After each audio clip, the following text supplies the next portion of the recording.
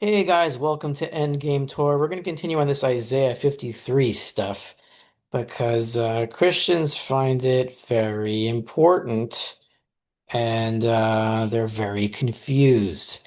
So, last video we talked about why this Isaiah 53 is actually talking about the people of Israel and not Jesus with the word Avdi. And what does Avdi refer to? Who is the servant referring to in Yeshayahu, in Isaiah? It's always referring to Israel. And so suddenly saying it in chapter 3, it changes to Jesus. Avdi is dishonest and propagandistic. And what are the other words for it? Inconsistent, dumb. But here's another basic dishonesty in Christian translations of the Tanakh. And I'll point it out here. It's going to be very obvious once you see it. And we're going to go through a lot of examples. And I have here, if you look at the, is this upside down? Yeah. If you look at the share, the box that I'm in, this is the Holy Bible, meaning Old and New Testament, Seneca Lodge number 920 F and AM.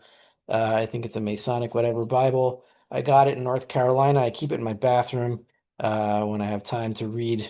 I read it there. So. Uh, 53:8. That's the problem here, and it's a grammatical one.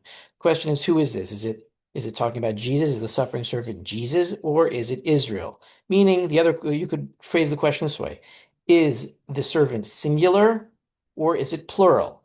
Now, Israel could be referred to in the singular, or it could be referred to in the plural. Either you can refer to a nation as singular, as in this people, or you can say these people if you're referring to them in the plural. A nation can go either way, singular or plural, so it could be referred to in both. But an individual, if it's talking about Jesus, will always be talked about in the singular and not the plural. So if this is Israel, it will sometimes be singular, sometimes be plural. And if there's any possibility that would be Jesus, it would always be singular.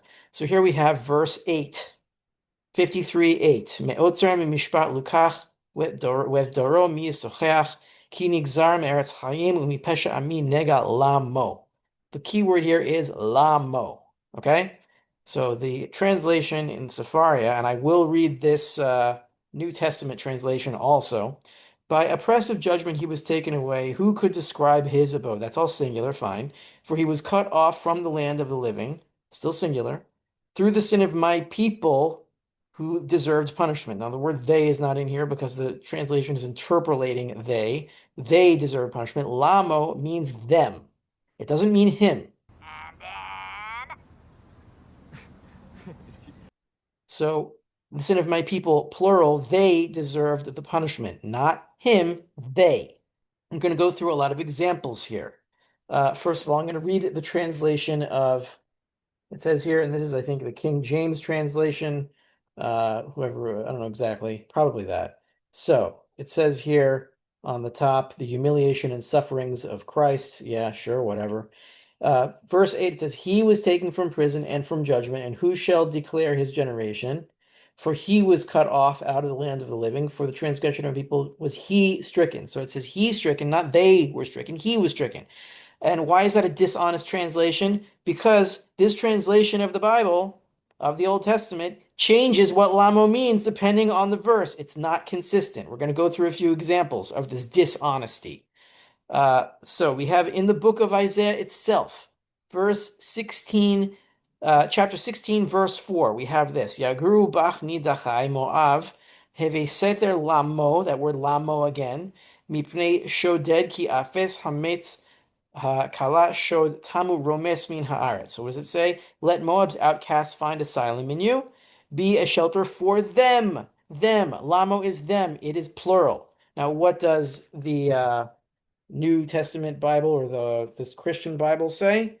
Let's look at it. It's verse 16, chapter 16, verse 4, excuse me. Let mine outcasts dwell with thee, Moab, be thou a convert to them. Oh! Really starting to piss me off, lady. To them from the face of the spoiler. So in this verse, it's translated as them, and the verse 53 is translated as he. Why is that? Because they need to keep the narrative that in 53 it's talking about Jesus, so they'll change a word, them to him, and screw things around that way. Liar! Liar!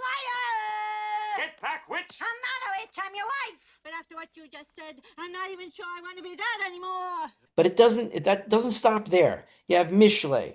This is Proverbs. So this is Proverbs 23, verse 20. Al tihi sovei yain bazole basar lamo. Do not be of those, plural, who guzzle wine or glut themselves on meat. Lamo is them. What does it say in this Masonic Bible? 23:20. Be not among wine bibbers, among riotous eaters of flesh. So it doesn't say he or them, but the verse is plural. So it says eaters of flesh, and eaters are them, not he. Let's look at Lamentations.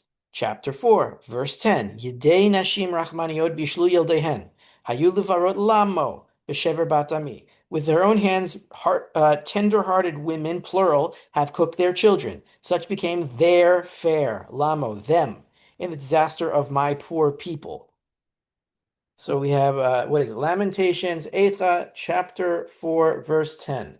Thing is organized so weirdly. Totally different order. I'm not used to it. Okay, so chapter 4, verse 10 says, with Lamo, right, them, verse 10, the hands of the pitiful women have sodden their own children. They were their meat in the destruction of the daughter of my people. Daughter of my people means my poor people. It's a poetic use of the word bat. One of my theories actually as to why it says bat ami, because all the Megillas, all of the five Megillas, which are Eicha, Shir Shirim, Esther, Ruth, and Kohelet, they're all talking about women. They're all the main characters are women, and so therefore Eicha is two, and the main character in Eicha is the Bat Ami, is the daughter of my people, as if Yerushalayim is a woman. So let's do just two more here. Ba'amud anan yedaber alehem shamru edotav v'chok natan lamo. This is Psalms 99, verse 7. God spoke to them in a pillar of cloud. They obeyed those decrees, the law given to them. Lamo means them. Have that also in the Christian Bible over here. Psalms chapter 99, verse 7. It says here, he spake unto them in the cloudy pillar. They kept his testimonies and the ordinance that he gave them. That's an honest translation. It's a good translation. It's plural. So why is it that in Isaiah 53, that's the only place where Lamo is changed, I'd say, because if they want to maintain that Isaiah 53 is about Jesus, a singular, and not Israel, which could be a singular or a plural, then if they're honest, or King James or whoever he commissioned is honest about the translation, it would disprove their own theology. It is a dishonest, bad translation, and it misleads people. The suffering servant is the people of Israel, the righteous people of Israel, and we suffer at the hands of the Gentiles because of our own sins.